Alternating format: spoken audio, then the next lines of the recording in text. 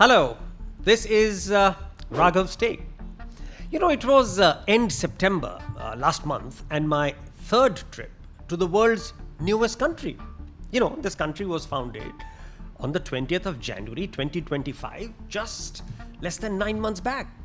This new country is called Donald Trump's America, DTA, and it's built on the ruins of a 249-year-old Grand Republic, the United States of America, USA.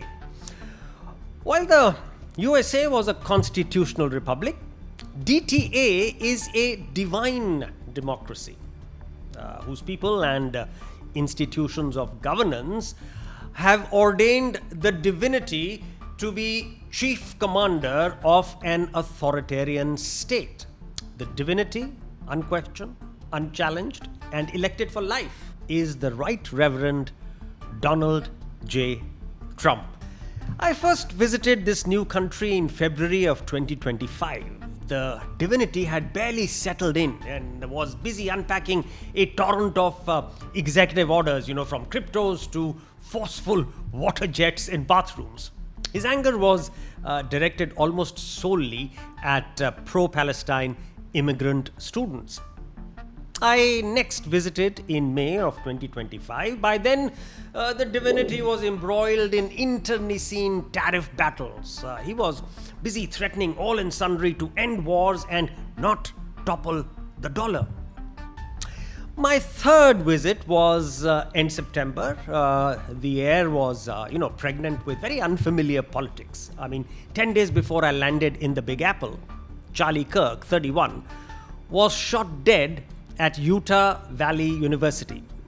He was another college dropout who had convulsed America, not through disruptive technology, but via a proselytizing conservative platform called Turning Point USA. Charlie Kirk's mission was to neutralize, perhaps even eradicate, liberal thought on American campuses. His energy was infectious, but his actions were devastating. His attacks on the professor watch list, it was a compilation of liberal academics, were especially vicious and provocative. He had become a religio-cultural icon for right-wingers, but an implacable foe of the liberals. He never held any political office, yet wielded incredible influence. He was the divinity's pet political poodle. Now, given how toxic and inflammable politics was in this new nation, everybody expected Kirk's assassination to light an atomic fuse. The divinity's anger was uncontrollable. For years, those on the radical left have compared wonderful Americans like Charlie to Nazis and the world's worst mass murderers and criminals. The divinity's troopers were itching to wield a brutal machete on radical leftists. After 264 years, the newly born country, Donald Trump's America, DTA, was on the verge, on the brink of another civil war. But then, Erika Kirk, a 36-year-old Swedish American, former Miss Arizona USA 2012, now pursuing a doctorate in biblical studies. Charlie Kirk's widow and mother of two beautiful, tragically bereaved kids, she unfurled an unexpected flag of truce at her husband's funeral. I forgive him because it was what Christ did and is what Charlie would do. The answer to hate is not hate. The answer we know from the gospel is love, and always love. Love for our enemies and love for those who persecute us. On the cross, our Savior said,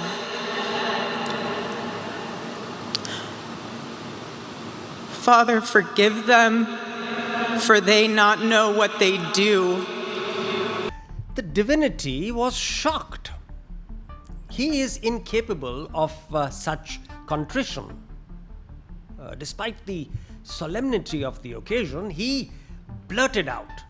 He did not hate his opponents. He wanted the best for them. That's where I disagreed with Charlie. I hate my opponent. And I don't want the best for them. I'm sorry. I am sorry, Erika. But now Erika can talk to me and the whole group, and maybe they can convince me that that's not right, but I can't stand my opponent. For the very first time, perhaps, the divinity was not driving the narrative.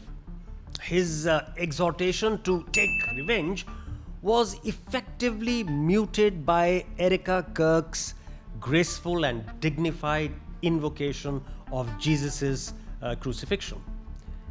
A fragile peace has actually since prevailed. Politics got another charge when top-notch comedian and scathing Trump critic Jimmy Kimmel was pulled off the network by ABC. Kimmel had alluded to the possible MAGA affiliation of Kirk's killer, exposing himself to Trump's ballistic diatribe. Kimmel's sacking wasn't an abominable murder. Of course it wasn't. Yet it was an egregious assault on constitutional free speech. One would have thought the MAGA crowd would, erupt in vengeful joy. But something strange happened. Republican senators, for instance, Mitch McConnell, Rand Paul, and Ted Cruz, yes, even the crude Ted Cruz, they commiserated with Kimmel, defending his right to speak. Similarly, astonishing concessions by other members of the lynch mob culminated in Kimmel's reinstatement by ABC. Now the anti-MAGA brigade, lit up at such a quick reversal. They expected Kimmel to unleash a triumphant liberal war cry in his comeback monologue. But Kimmel was highly restrained and circumspect. His biting, sarcastic commentary was replaced by a statesman-like invocation to civility. Felt the same way. I have many friends and family members on the other side who I love and remain close to, some that felt either ill-timed or unclear. It wasn't an apology, but he did acknowledge his misstatement.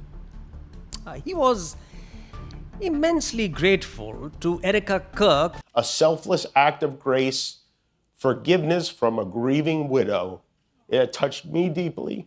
Were Erika Kirk and Jimmy Kimmel trying to heal an impossibly polarized, wounded America? I finally caught Megyn Kelly at the first post-Charlie Turning Point USA event at Virginia Tech. She's a firebrand litigator, she's quite the mega MAGA media superstar. She's famous for her acerbic put-downers, against radical liberals. But at Virginia Tech, her demeanor was more accommodating than usual towards critical questions. For instance, she did not have a meltdown and actually chose to engage when a student asked, why you support a president who contributes to the rhetoric that got your friend Charlie killed. We saw his rally recently. He said, "I hate my enemies." Stephen Miller said similar things. How can you support him when he contributed to what got Charlie killed? She conceded that Republicans under 30 may have been lost to Israel over the Gaza violence. And she criticized Trump's administration, for trying to bury the Epstein files. So while America remains insanely polarized, I may have spotted the faintest possible re-emergence of the tiniest desire to reclaim the centrist space that held sway in the republic once known as the United States of America. At least that's a fleeting, albeit a very, very fleeting sense I got during my 1-week travelogue. I, of course, have a postscript here. Unlike these barely discernible stirrings, one trend was very sharply apparent. How the Indian American diaspora, they are shrinking into the shadows. They're sort of preferring a safe anonymity because the MAGA champions are continuing to attack the Indian American community. On that unfortunate note, I end Raghav's take today.